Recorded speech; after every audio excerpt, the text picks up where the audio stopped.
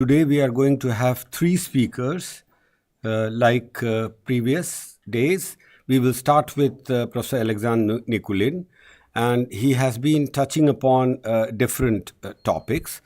In his inaugural address, of course, he gave an introduction of BRICS, but in the next 2 days, he has discussed different facets and aspects of Russia's economic, agricultural, and political developments. And yesterday, it was mainly focused on Russia China ties uh, in a very comprehensive and all encompassing manner.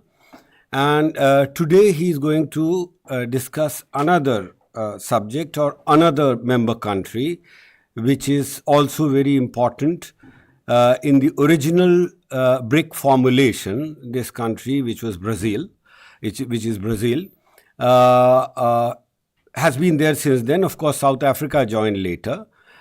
So today we have Professor Nikulin discussing uh, economic development and change in BRICS, the Brazilian perspective. After which we will have two more presentations, tea break, and then two more presentations, one by Professor Dhruv Rana and the other by Professor Varun Sahani. So, Professor Nikulin. Thank you. Good afternoon. I'm glad to start new lecture in our course. And today we talked about Brazil in BRICS and some specific Russian-Brazil relations and about Brazilian perspectives, economy, society. Again, first of all, in rural-urban context and rural-urban relations. First part, it's about some economic characteristics, the place, the role of Brazil in BRICS. Second part of my lecture, it's about some history, identity in connection with Russian path. And the third part, it's again description, some concrete evidence from my field work in Brazilian regions. Brazil is the world's 11th largest economy by GDP, being the largest economy in Latin America. Compare Brazil with Russia, I think we have more similarities, for some formal similarities in territory, in population, than in comparison with India and China. For Brazil occupy 8.5 million square kilometers. It's fifth place in the world. Population of Brazil, 215 million people, seventh place in the world. And I remind Russia population is about 146 million people. You see also some characteristics of GDP of Brazil. Concerning dynamics of GDP for past years, you see some small growth of GDP, and main sectors of Brazil GDP in 2022, services, production, agriculture. So it's the main characteristics of Brazil GDP. Brazil relies on imports of machinery and chemical and exports mainly food products. You see Brazil export structure in 2022, and the big share of food products and some mineral products, 40%, and also enough machinery, equipment, and transport. Concerning Brazil's import structure in 2022, it's also a big share of machinery and transport equipment, and also chemical industry and mineral products. Again, characterizing export and import, we should stress that Brazil is the largest exporter of meat products, coffee, soybeans, cakes, sugar, and 35% of mineral product exports are slag and ash, 63% are mineral fuels. Concerning import structure, It's Brazil demand for equipment and Mexico maybe due to lack of sufficient local manufacturers. And now we can see the growth of Brazil industry in many economic branches. About a third of Brazil's exports and imports go to the BRICS countries, of which 92% and 78% respectively go to China.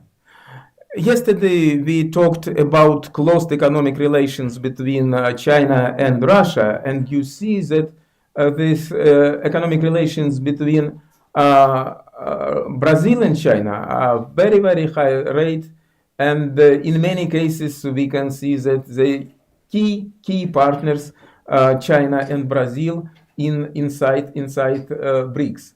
You see some characteristics of structure of exports from Brazil to BRICS countries in 2022, and also structure of imports from BRICS countries to Brazil in 2022. So China is a champion. But you see also the high position of India amongst BRICS in economic relations between Brazil and China. Brazil and India, pardon.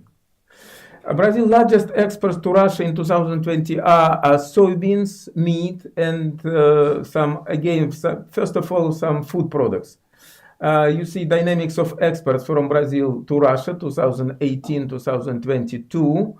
And first of all, I think, of course, a lot of meat we have from Brazil. Also, it's possible to find machinery, equipment. Concerning structure of exported goods of largest industries from Brazil to Russia, you see also some concrete characteristics: soybeans, sugar, coffee, some characteristics of machines and equipment, and chemical industry products. In 2022, the main goods supplied to Brazil from Russia are fertilizers, petroleum products, and coal. Especially fertilizers. You know, I mentioned about this soya pork belt between Brazil and China. And we can see also some fertilizer belt from Russia to Brazil. Russia is the biggest seller of fertilizers for Brazil. And the previous president of Brazil, Bolsonaro, stressed that in spite of sanctions, he saved this opportunity export from Russia fertilizers that it's so useful for Brazilian agriculture.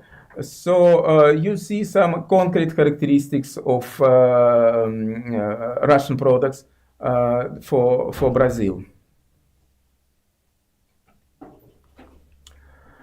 A new development bank invests in infrastructure projects to develop water sector in Brazil. You see again the main programs of this BRICS bank. So project name investment program concerning water supply. A project goal expanding water and sanitation services, meeting growing demand and reducing environmental impact in the state of São Paulo. Again, next project about water supply and sanitation efficiency and expansion project in Pernambuco, improving the efficiency of water supply facilities and expanding sewerage services in Pernambuco. And again, water supply, Manaus Water and Sanitation Service Expansion Project, restoration and development of water supply and sanitation infrastructure in Manaus. A few words about comparison between Brazil and Russia. First of all, you can see that Brazil is also very big country, and you know, sometimes it's possible to find opposite similarities. What I mean, you see that Brazil has the main part of your country, it's so-called Amazon areas. This is south equatorial part of Brazil, and the main part of Russia, by the way, of course, it's Siberia. This part of of early Russia. And it's possible to find some opposition similarities between Amazonia and Siberia in geography of both countries. What is Russia? Russia is Siberia, first of all, and some regions around Siberia. And also, what is Brazil? Brazil is also, first of all, Amazonia, and some regions near Amazonia. And Amazonia has the huge forests, and Siberia has also a lot of forests. It's the world biggest forests in Amazon area and in Siberia area.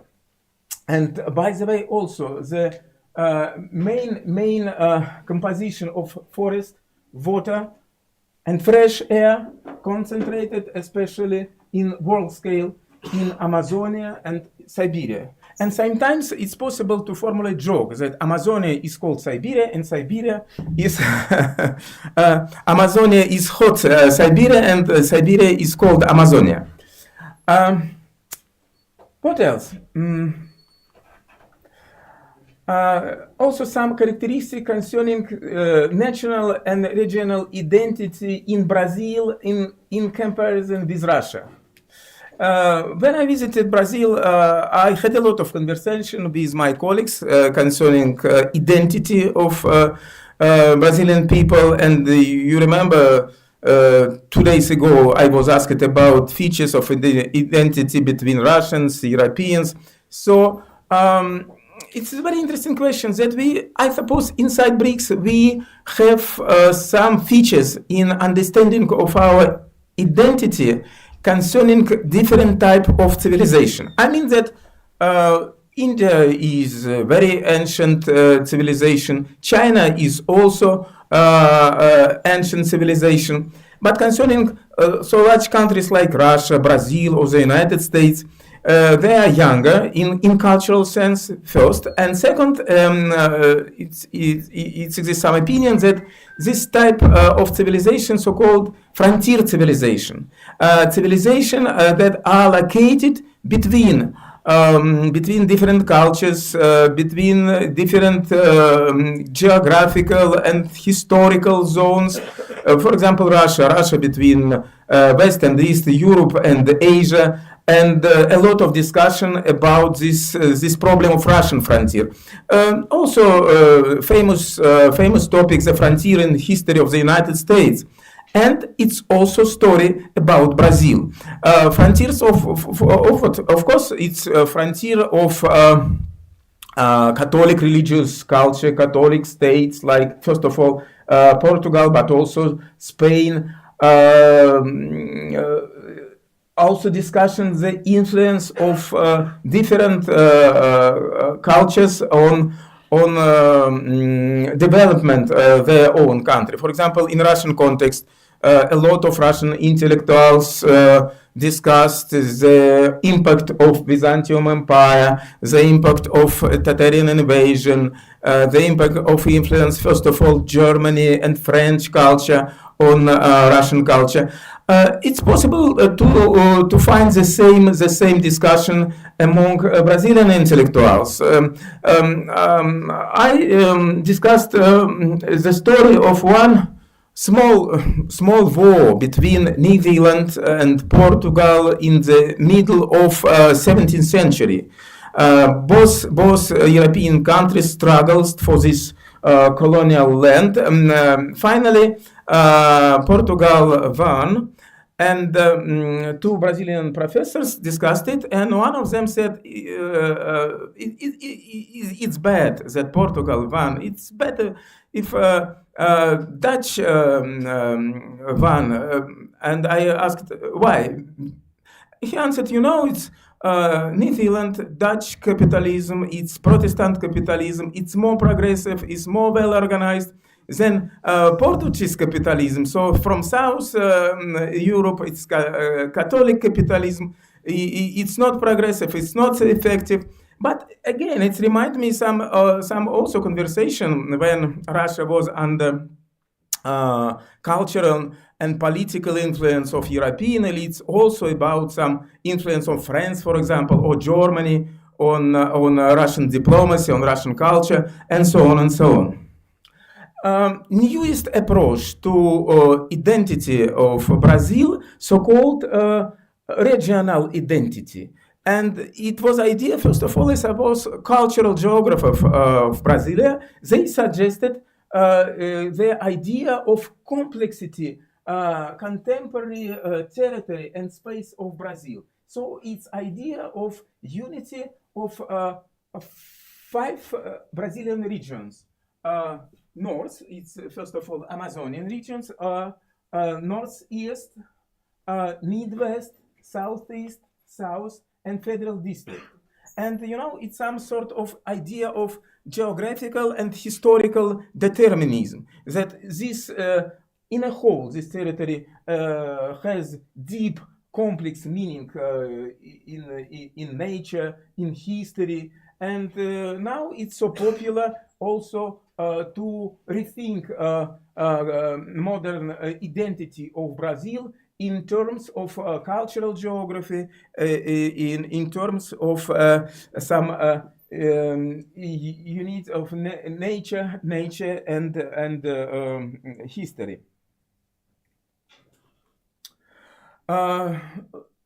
Again, some economic characteristics of Brazil. Few words again, maybe few words about some political and cultural similarities between Brazil and Russia. By the way, Russia established first diplomatic relations among all Latin American countries, especially with Brazil, in 19th century. Why? First of all, Brazil was during two-thirds of 19th century monarchy, and Russia was monarchy, and Russia preferred to establish diplomatic relations with monarchy and ignore so-called Latin American republics. It was mentioned that in period of First World War and Second World War, Brazil and Russia were allies. They struggled against Germany. Interesting that in 20th century, the diplomatic and cultural relations were in the first half of the century on a very low level because Brazil in 20th century, in the beginning of 20th century, was under control some military dictators of very right direction. And for example, in Brazil since 1930s, it was forbidden at all to print and to sell leftist literature, Marxist literature, socialist literature. It was forbidden, it was repressed. So, and Brazil worried about Soviet Russia as a capital of Comintern propaganda and so on. So the diplomatic relations and were interrupted in early Soviet period, and the relations were reconstructed only in 1961 after visit Yuri Gagarin in Brazil, and it was some formal attempt to reconstruct the diplomatic relations between Brazil and Russia. Both countries had own period of perestroika, and they started in the same time. 1984, the time when militaristic government fell, and since this year it was a period of growth of Brazilian democracy, so Brazilian perestroika, and it was in 1945 when Mikhail Gorbachev starts Soviet perestroika. Brazilian reforms were more successful. In 1990s, it was a period of liberalization of Brazilian economy, and since 1980s, we can see in a whole the positive growth of Brazilian economy, and now Brazil one of the largest economic countries in the world.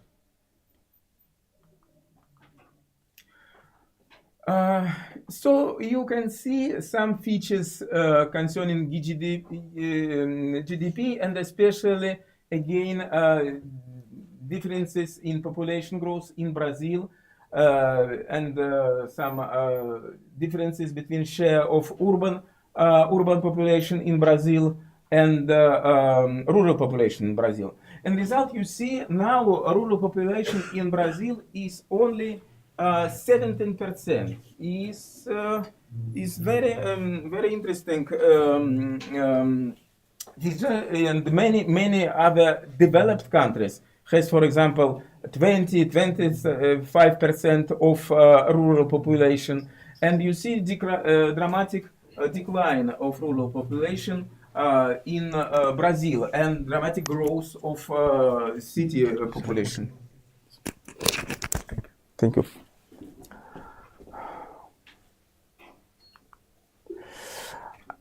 Brazilian agrarian structure also remind Russian agrarian structure. We can see also strong social differentiation between very small households, agrarian households, some medium sector, and large capitalist enterprises. I think it's previous heritage of Brazilia's latifundia. So you see that 1% of enterprises control about half of land in Brazilian countryside, and a lot of small farmers, 91%, and they control only 20% of the land. So-called land question, agrarian question, it's very difficult question in economic policy of Brazil, very discussable, and it's also land question in the center of political struggle contemporary Brazil. So-called the Brazilian model. Brazil, one of the leaders of agrarian concentration and creating of huge agrarian corporation. And in this case, we can see also similarities with Russian agriculture. And this is impressive photos of Brazilian invasion, especially on plain near Amazonia area. It reminds me, of course, a story about Soviet Celina. So you can see some variant of Soviet Celina 50 later. And of course, very, very impressive growth of Brazilian economy. You see some short report about successful story of Brazilian agriculture last 40 years. And this fantastic growth, especially soybean and corn. And again, it's also a problem of monoculture, like in Russia. Russia now is the biggest importer of wheat and exporter of wheat, and Brazil is the biggest exporter of soy. And we prepared with my colleagues in Brazil special article with the title Soybean King and Tsar wheat, concerning the meaning of two cultures in our agrarian sector.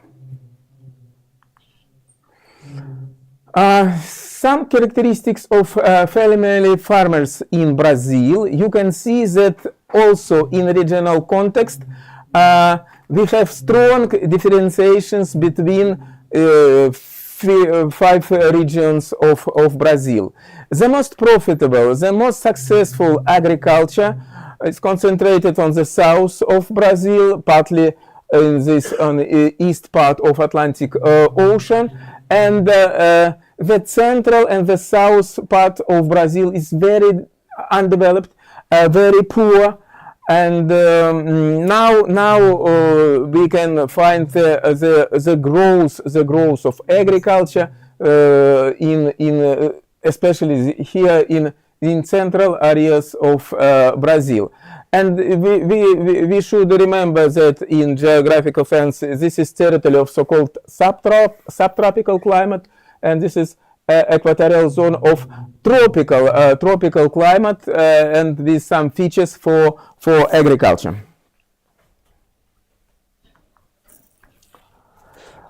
You see some typical pictures and landscape of rural Brazil.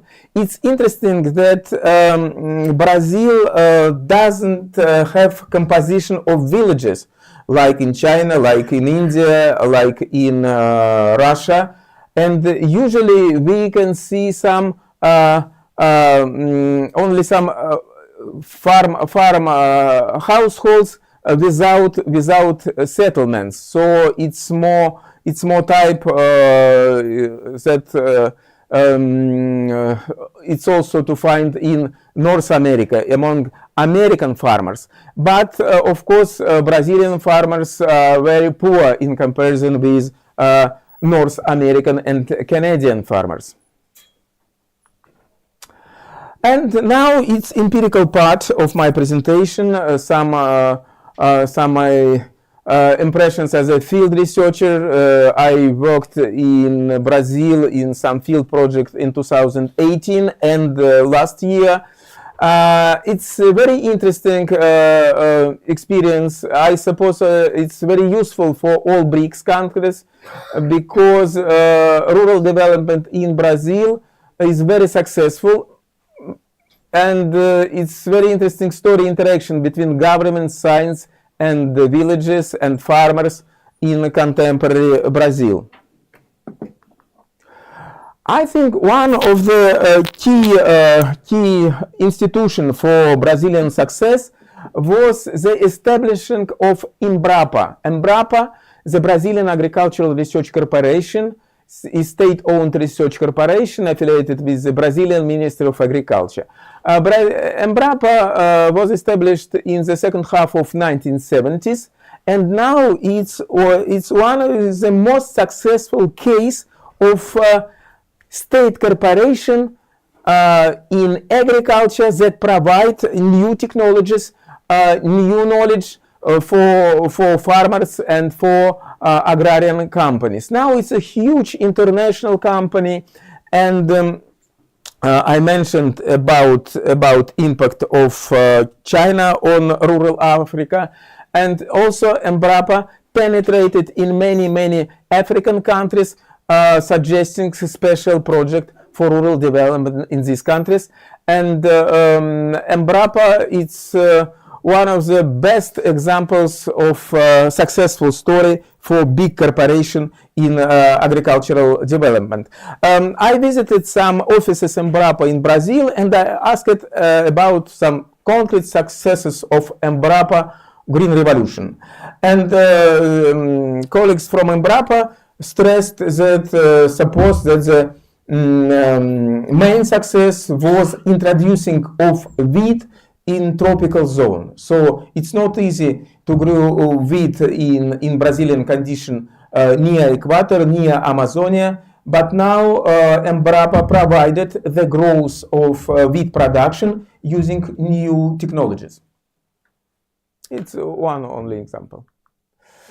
The next strong sector of rural development in Brazil, it's rural activism of NGO organizations.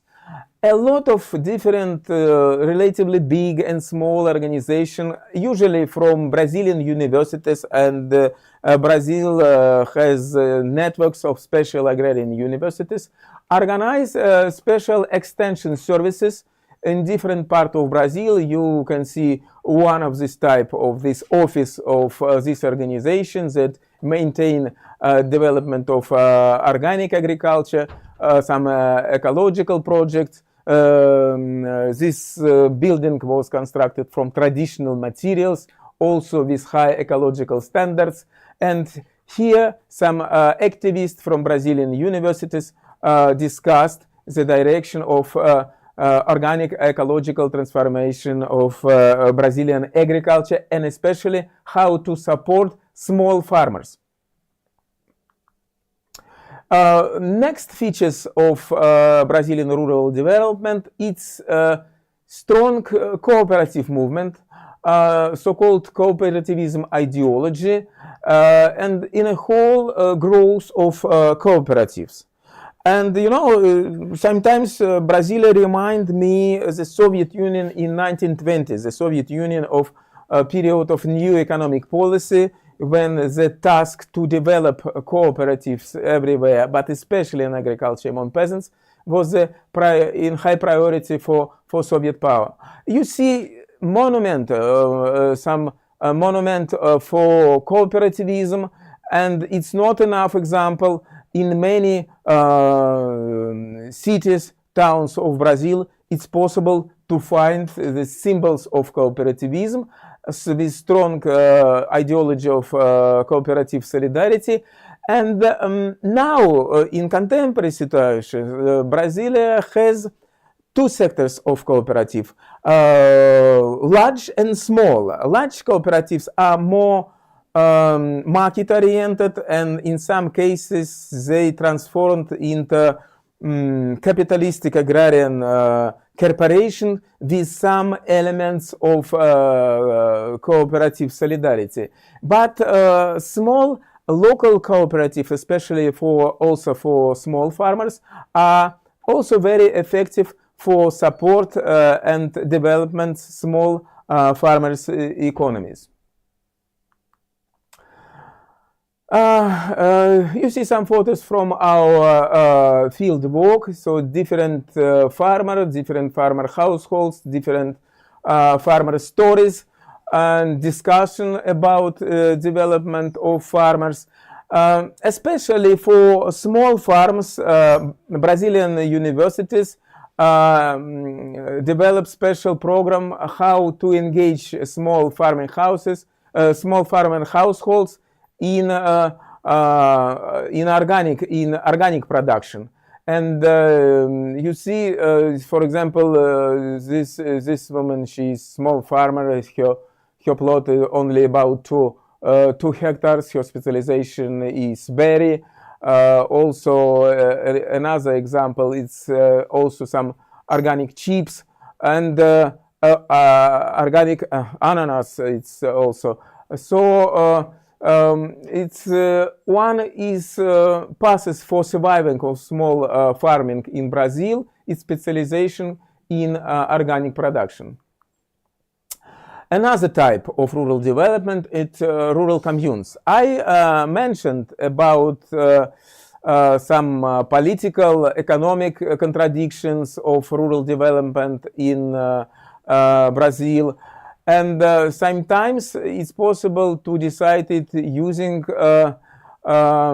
some political will of landless peasants. They try to live and to work on former haciendas and latifundias land. And this type of commune reminds me some also socialist experiments in Soviet Russia in 1920s. It's idea of small own welfare state inside this commune. For example, this is kindergarten of one of the commune, and this is famous title or one of this commune, Panteras Negras, Black Panthers. Usually, all this commune inspired by left ideology, Marxist ideology. You see also meeting with Che Guevara portrait. In this commune, I was conversation with the head of the library. She said me, you know, all buildings here constructed from the wood. We have also some shred of fire, but I have special iron box where I saved the most dear books of my library. And I asked, and what is the books for your library with special safe? And she answered, it's the book of Comrade Lenin and his wife Krupskaya. So it's very leftist variant of organization of rural development. Suburbanization. Suburbanization, another variant of how to develop rural-urban space of Brasilia. This is Professor Sergio Schneider. He is very prominent sociologist. He is my close friend. We work together in our field work, and he recommended me some materials for my presentation. I'm very grateful to have him. And here, he on his fatherland. His father was farmer, And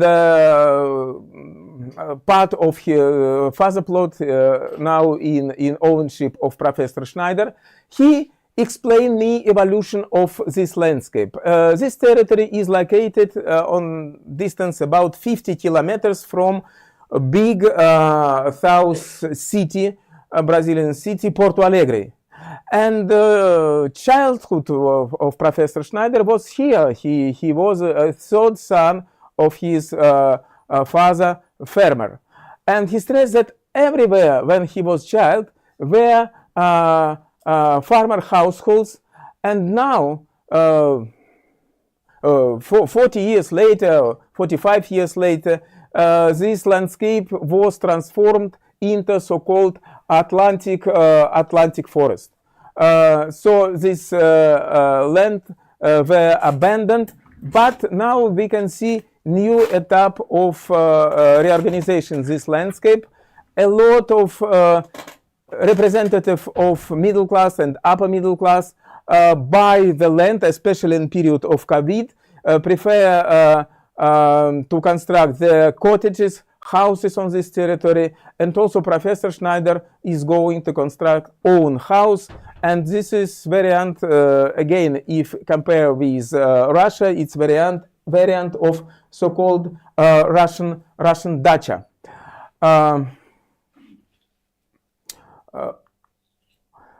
And the main problem again for Brazil, as for many BRICS countries, it's migration of young generations between the city and the village. You can see this alone boy with dog. It's a symbol what to do with schoolboy, schoolgirl among small farms of Brazil. Now it's also started the process of closed of small rural schools, and Brazil use special school buses concentrating children in relatively big school in central places of countryside. This is family story of these farmers. This is father, mother, and daughter, and some reflection of the head of family about future of his farm. Firstly, he stressed that, of course, now it was revolution in living standards, in development of countryside, and when he was young, he was he was very poor person, and now is the situation in economic sense is much better. The specialization, his farm is corn and some vegetables. But he stressed what to do in the future with my farm. If my daughter didn't marry with farmer, in this case, I think my farm will be closed. His daughter, she's student of one private university, is faculty of law, so you can see that farmer can pay for education of his daughter in private university. But daughter answered that in any case she's going to stay in countryside to be a lawyer who specialized in land question, because so many contradictions in land use exist in contemporary Brazil. So she's going to continue to work in countryside, specializing in land relations. As a result, we can see that also all BRICS countries have now this key problem of interaction between different generation in urban rural areas. Oh, that's all. Okay. That's all. Thank you.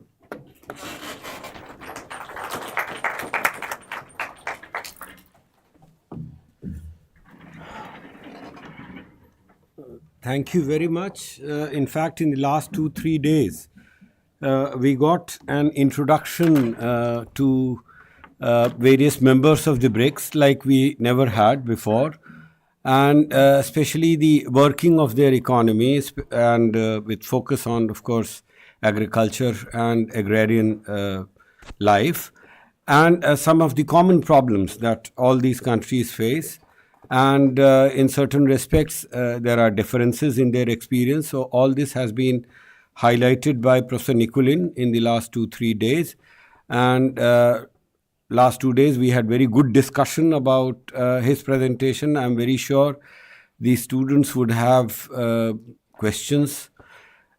We also have Professor Varun Sahani, who has some understanding, which is an understatement, about Brazil and Latin America. So at whatever point he feels like, he can make an intervention, his own observations about the Brazilian experience. But first, the students maybe. Yes, we can start. Yes, we have Dr. Sudhir, who also specializes on agrarian issues. Thank you, Professor Nikulin. I mean, these presentations have been really fantastic. Some of the internal dynamics which we have never actually looked at. I think you have given us a very comprehensive picture of what happens in different countries of BRICS. So there are 2 points. One is a question and second is more of a comment perhaps. The first one is when you highlighted about the growth, it was showing that Brazil's growth rate is somewhere around 1.4% or something like that. Now, on the other hand, you had shown that Brazil's agriculture is doing quite well in the past few years. So is it that other than agriculture, Brazil has a serious problem of almost a stagnant economic growth when it comes to manufacturing and also the service sector? That's my question.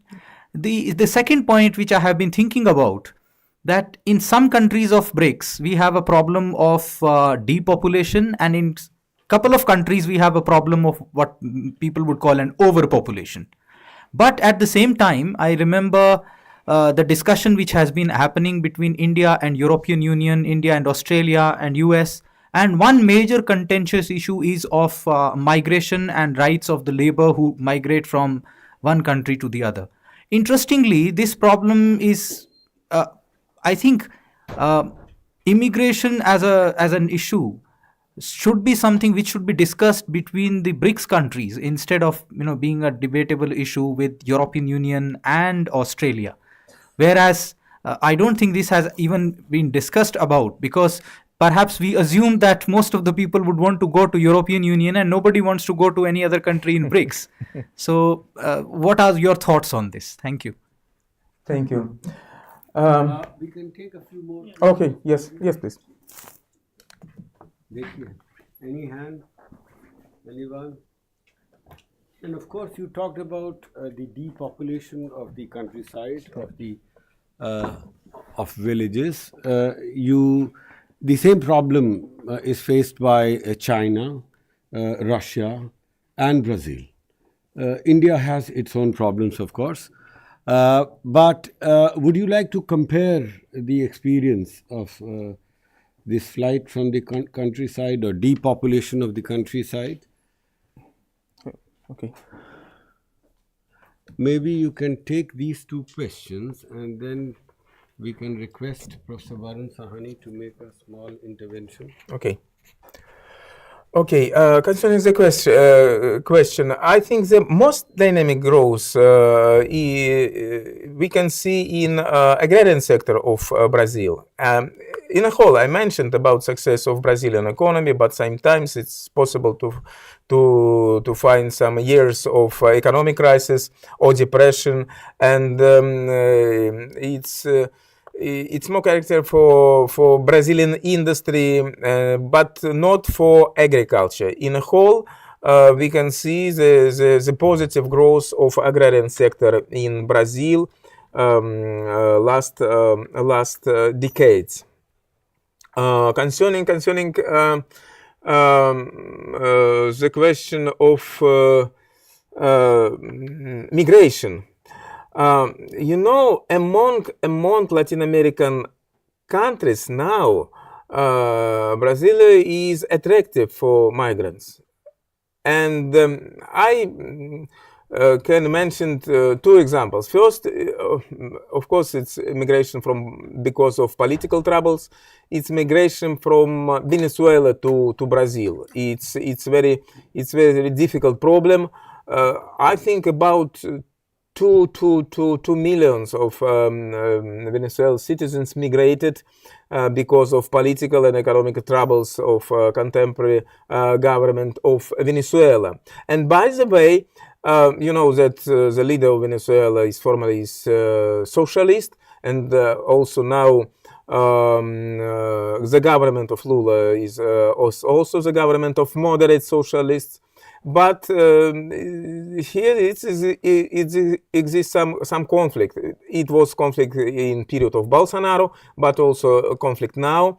And the government Lula criticized Venezuela and tried to prevent this widespread migration from Venezuela too. And it's a different position between Russia and Brazil, because Russia and China supported Venezuela government, but Brasilia under Bolsonaro and Lula criticized Venezuela government, and especially in this migration question. And also some workers from neighbors Latin American countries prefer to migrate to Brazil, because now Brazil maybe, I think, one of the more dynamic economic developed countries with good level of standard level of living in comparison with Spanish languages neighbors of Brazil. And the third example, Brazil also invited, using special program, doctors from Cuba, especially to work in rural areas in Brazil. I didn't mention, one factor concerning impacts on Brazilian identity and Brazilian phenomenology of life. I mentioned about Portugal, Spain, but I didn't mention, of course, about United States of America. During all 20th century, the United States was some ideal for Brazilian elite, and it was also attempt to transform Brasilia like the United States. And typical example, Brasilia has wonderful network of autobahns, like in Europe, like in the United States, especially central roads. But railway transport is very undeveloped. It's so funny that, for example, India and China and Russia have long network of railroad, but it's not a Brazilian case. And it's also example of Americanization of transport in Brazil during in 20th century. And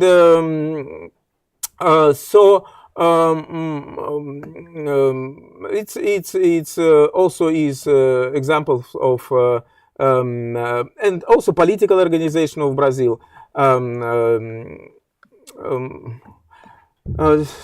And third question concerning the population.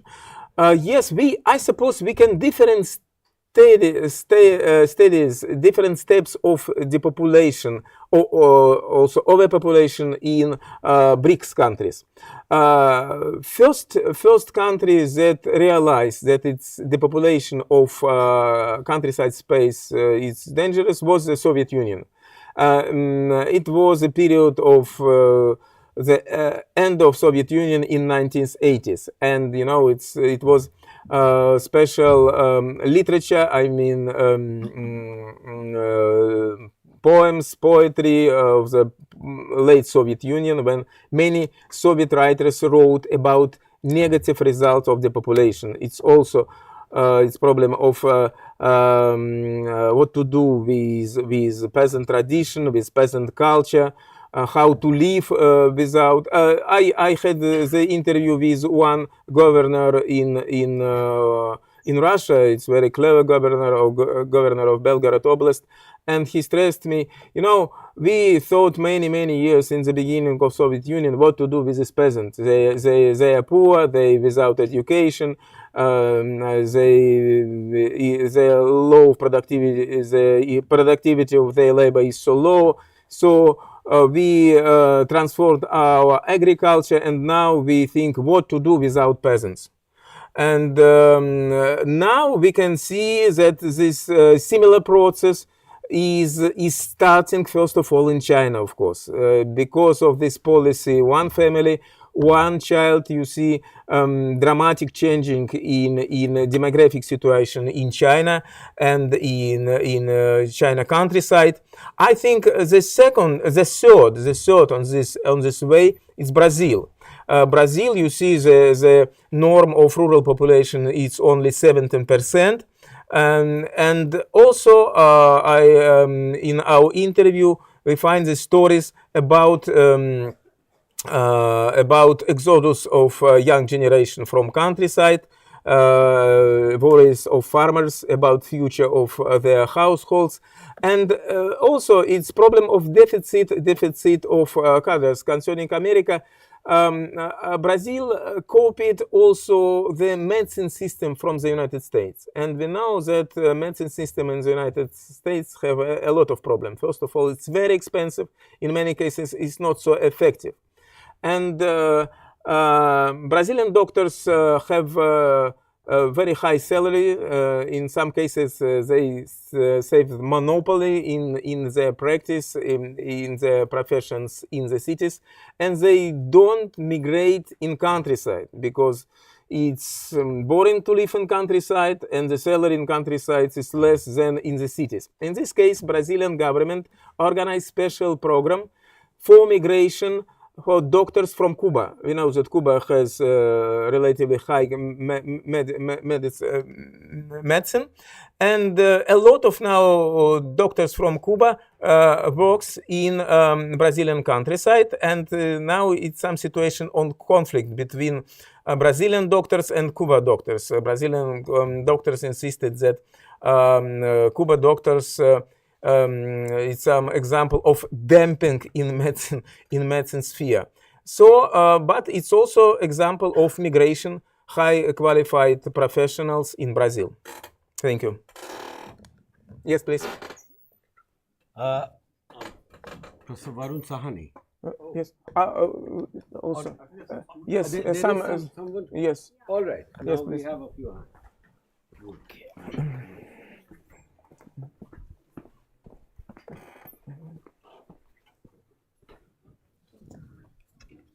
Hello, Professor. My question is, what is the perspective of Brazil in terms of China? China's dominance in BRICS in terms of agriculture is very high. How Brazil see this? Thank you. Okay.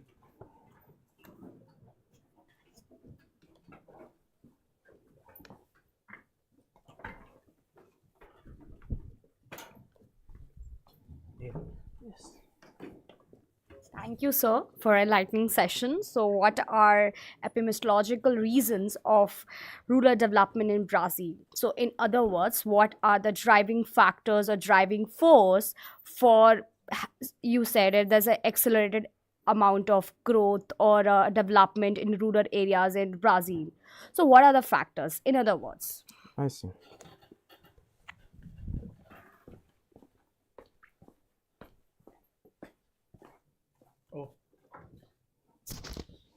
I don't have a question. If you have time for a comment, I'll. But wouldn't Professor first answer these questions and then maybe?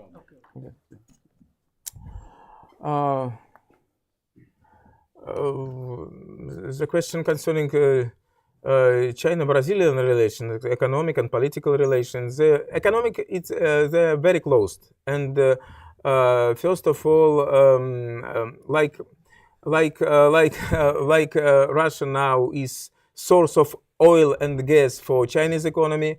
Also for China, Brazil first of all is source of some feeding for again the main the famous example, this soya pork belt, when the biggest producer of soya exported the product to for biggest population of pigs in the world, in China Republic. So, and of course very close relations in machinery. You know that now some Latin American leaders, Latin American parties worried about this domination of China in Latin American continent. And for example, Bolsonaro tried to distance from this China impact, China domination in Latin America, in Brazil. You see also the same story in Argentina. And but I think that in contemporary condition of world market, of global market, among BRICS countries, these deep interconnections between Brazilian economy and Chinese economy will develop without any alternatives. I can mention also about some growth of soya in Russia, especially in Far East, and especially also this growth of soya for, first of all, feeding of Chinese animals. And sometimes we can find some competition between Russian soya production and Brazilian soya production on Chinese market. But this share of Russian soya is not so serious for a large Brazilian export.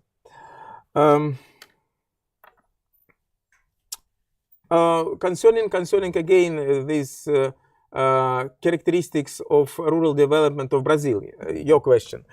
Brazil was a pioneer who realized these differences between agrarian production and rural development. I mentioned about the growth of agrarian production in Russia, for example, and degradation of countryside as the newest problem for Russia. In many cases, we can find the same examples in Brazil. Large agrarian corporation in Brazil have a lot of profit without worrying about social sphere, about culture, about ecosystem, local ecosystem of countryside. And in that case, in his first attempt, I mean, when Lula was first time president, it was organized two ministries. Ministry of Agrarian Production, especially for agro corporation and farmers, and Ministry of Rural Development. And the task of Ministry of Rural Development was, again, it's medicine, education, social infrastructure, and so on and so on. But when Lula was dismissed, new right government also abolished Ministry of Rural Development, and it was only a Ministry of Agriculture. I suppose that Brazil now try again to find the balance between rapid growth of agrarian production. Agrarian production is very profitable in Brazil and use a lot of new technologies, but also what to do with social problem of countryside in terms of rural development. So it's my answer. You talked about preponderance. Your presentation clearly showed preponderance of China in Brazil's trade, especially with BRICS countries. But does it also translate into having a similar worldview or position vis-a-vis US? I don't think so. I mean, this year Brazil becomes the chair of BRICS, Brazilian presidency. What do you think it will bring to BRICS? And whether, I mean, as I said, the high level of trade and economic cooperation between Brazil and China, does it translate into any geopolitical convergence? Yes, now it's start of chairmanship of Brazil in BRICS. I think it's now President Lula is a very difficult situation. I mean, he is not control key position in government, and many governor of some federal states, they are right-wing governors from previous team of President Bolsonaro, and now he tried to maneuver between concerning foreign affairs between China and the United States. Of course, many conservative right elites of circles of Bolsonaro insisted on development relations and maintaining good relations with the United States. But current economic situation and political situation inside BRICS, it's also for development with China relations. So I think in this situation, Lulu governments will try to find some compromise between American influence and Chinese influence in current political situation. Any other? Yeah. Okay. Back.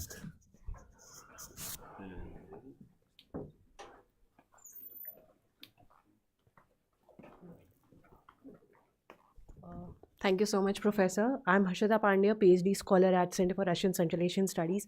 My question is a little different from, and it's pertaining addresses. I just want to address you the understanding of development per se.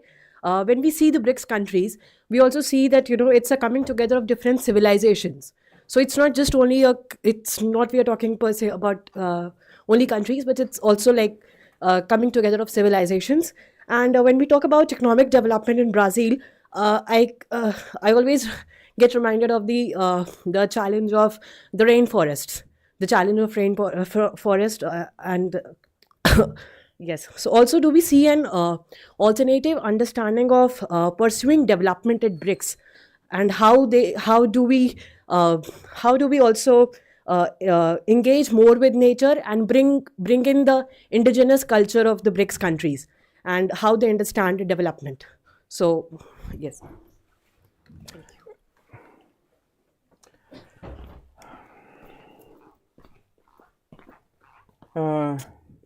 Thank you. It's a very discussable question in Brazil.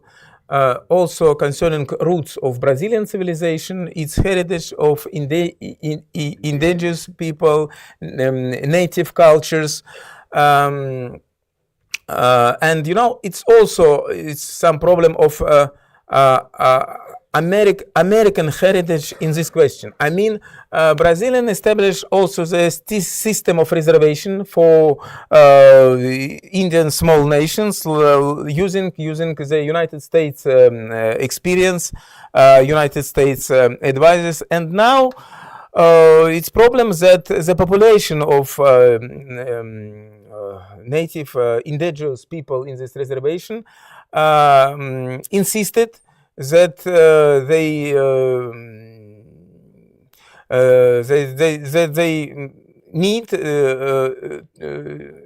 insisted that they are going to return their natural resources, their land, and it's a very discussable question. I discussed it again in comparison with situation in South Africa. The situation in South Africa. So it's also was colonial country with a very well developed agriculture, especially in Western style farming. But last 2 decades, it was also some growth of nationalist conflicts between farmers and new African elites. And it was processes of uncontrolled redistribution of land, of productive resources among farmers and local populations. And now it's sometimes many Brazilian colleagues stress it might be also dangerous situation in Brazilian context. For example, when I worked in the state Rio Grande do Sul, the state, a very prosperous state of small towns of farmers from also migrants from Germany and Italy, first of all. And of course, it's now discussion how it's possible to return this land with high developed industrial agriculture to the paths of absolutely so-called organic ecological harmony of native people. And it's discussable questions, and a lot of political discussion and also publications, especially anthropologists, exist on this question. Yes. Anyone else? Can we? You're in the chair, sir.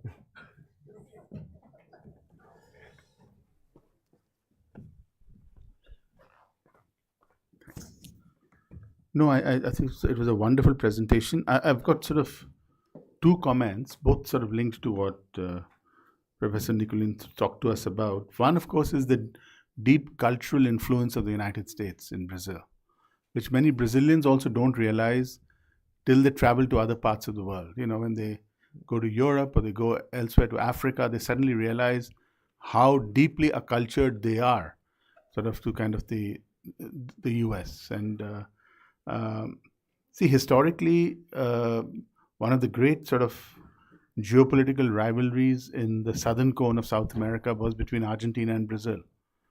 And the countries had very radically different strategies to deal with external powers. Argentina essentially built very strong links with European powers, particularly with UK. And a lot of Argentina's agricultural exports used to go to the UK. And we're talking about decades of that. Whereas Brazil built very strong links with the United States. So Argentina, in fact, is much less Americanized, culturally speaking, than Brazil is. And one of the examples actually is mass transport, that the Brazilians have gone for highways, whereas in Argentina, you had basically a rail network that the British had built, and then the Argentines took over. So I mean, I think that's a very important point for us to remember when we consider Brazil.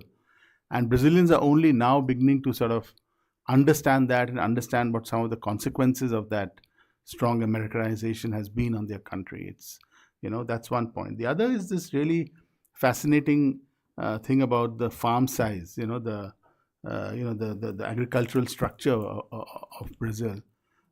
We saw those photographs that Professor Nicolin showed us of those combined harvesters basically harvesting. And he was saying it reminded him but those were collectivized farms. These are not collective farms. These are individually owned farms. There's a big difference, and some of these are farms owned by corporations, but not all. Some are individually owned farms owned by families. There are farms in Brazil so large that the farmer has to, just to get from one end of the farm in a day for work reasons, has to have helicopters and small aircraft. Otherwise, you would not be able to actually get from one part of the farm. I mean, we're talking about expanses so large that in a country like India, we can't even understand it. So Brazil is an authentic agricultural superpower. And yet only, about 6.2% of Brazil's population, 6.2% of, first of all, of the GDP, is actually coming from agriculture. So it's a very strange kind of a situation. It's extreme mechanization is another thing. And the problem with extreme mechanization is over time, the number of farmers, actually the number keeps coming down. And more farmers feel marginalized and they're thrown off the land. So that sort of problem which you see in the US Midwest is now also being seen in parts of Brazil. So in fact, my only question I had to Professor Nicolin was on this point, is that given your comparative study of how sort of technology has entered agricultural production, particularly in countries that have large farms, is this an inevitable consequence that over time, the fewer and fewer people working the land, they get wealthy, and because they get wealthy, their children are no longer interested in, they have other interests and they're not interested in continuing that. Is this something that you can say is a general phenomenon of agricultural development, or is this something which is unique to one or two countries? Thank you. Again, if I may add, in terms of large farms, many of the kolkhoz and sovkhoz of the Soviet period, I believe they have turned into large farms. So in that sense, there is again some similarity between Brazil and Russia, apart from many others that you pointed out. Thank you for your question. It's interesting, the impact of American technologies in agriculture firstly on Soviet Union and after that in Brazil. I mean that Soviet Union in 1920s, 1930s was inspired by new models of agriculture from the United States.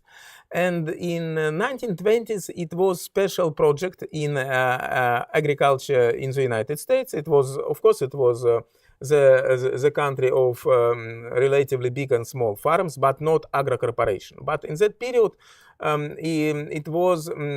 it was famous businessman, agrarian businessman Thomas Campbell in 1920s. His name was Agrarian Ford. So that period he suggested this new project of super large farm, and in state Montana he organized, I think the first in the world, there's this absolutely mechanical farm. Using for advertising the best technologies, agrarian technologies in the United States in 1920s. Best tractors, best combines, and so on and so on. On the territory, it's about 50,000 hectares, something like that. It was absolutely unique experiment. With some negative and positive results. For example, when it was a good season with raining, it was good harvest. When it was without raining, it was bad harvest, like in Celina under Khrushchev. But it was very attractive image of new agriculture of 20th century. And Campbell was invited by Stalin. And he was this agrarian Ford consultant for creating big new farms, large farms in forms of sovkhozes and kolkhozes in the United States. So, of course, it was socialist state enterprises, but in technological sense, Russian large agriculture was inspired by technological revolution in agriculture in the United States. It's the same situation was in Brazil. A lot of American advisors in 1950s, in 1960s, and later introduced new technologies of green revolution, first of all, but secondly, former traditional latifundios were transformed into big agrarian corporations. And the photos demonstrated you these big agrarian corporations, like Soviet, by the way, Soviet kolkhozes and sovkhozes were privatized, and now it's big, large agrarian company, like Brazilian agrarian company. And this is one of the main directions, so-called, of industrial development of agriculture, and these very hard ecological influence on nature. You mentioned about, yes, Middle West in the United States, in Brazil, and also in Russia. And I think inside Brazilian case and Russian case, initially, historically, it's invention from the United States of America, influence of America in the development of agriculture. Thank you. Thank you very much for yet another comprehensive and very interesting presentation.